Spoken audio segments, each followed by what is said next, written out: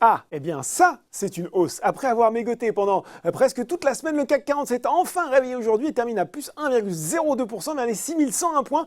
Un nouveau plus haut depuis 12 ans. Sur 5 séances, il gagne voilà, pas beaucoup plus, à 1,05%. Les investisseurs ont en plus été plutôt agréablement surpris par la hausse de 5,7% de la production industrielle chinoise en décembre. C'est sa meilleure performance depuis mars et c'est un signe encourageant. Aux États-Unis, pour une fois, c'est plus indécis, malgré des résultats trimestriels bien accueillis, notamment pour le géant des services pétroliers Schlumberger. Dow Jones et Nasdaq sont presque à l'équilibre vers 17h45. Sur le SBF 120, séance électrique pour EDF, le groupe d'énergie profite des annonces du gouvernement visant à restructurer et à soutenir la filière nucléaire. Il veut en effet garantir la couverture des coûts du groupe d'énergie tout en préservant les consommateurs de hausses de prix trop importantes. Derrière, on retrouve Nexans, le fabricant de câbles est tiré par Société Générale qui a relevé sa recommandation de conserver à acheter son objectif de cours de 38 à 50 euros et ça vole bien aussi pour Dassault Aviation et Airbus. Et bien malgré cette belle séance de hausse, il y a quand même quelques beaux gadins aujourd'hui aussi à la Bourse de Paris.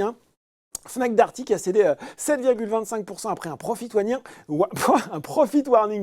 alors que l'activité a été affectée à hauteur d'environ 70 millions d'euros en décembre à cause des mouvements sociaux en France. Et bien voilà, le résultat opérationnel 2019 ressortirait à 293 millions d'euros, soit une marge de 4%, quand les analystes attendaient entre 310 et 320 millions. De même, le plan lancé fin 2017 par le directeur général Enrique Martinez visait une marge opérationnelle de 4,5 à 5% à moyen terme. Même cause, même sanction pour Casino à cause des grèves. Le distributeur s'attend désormais à une croissance du résultat opérationnel courant des activités de distribution de 5% au titre de 2019 contre 10% auparavant. Virbac aussi n'a pas le moral. Le groupe a pourtant dévoilé hier des ventes de 938 millions d'euros en 2019 en croissance de 6,6% à taux de change constant, mais il a été dégradé par Oddo BHF qui est passé d'achat à neutre sur le titre, estimant que le potentiel était désormais limité par rapport à un objectif de cours d'ailleurs abaissé de 245 à 240 euros. Enfin, sur le CAC 40, Publicis signe une troisième séance dans le rouge et les valeurs de taux sont toujours à la peine.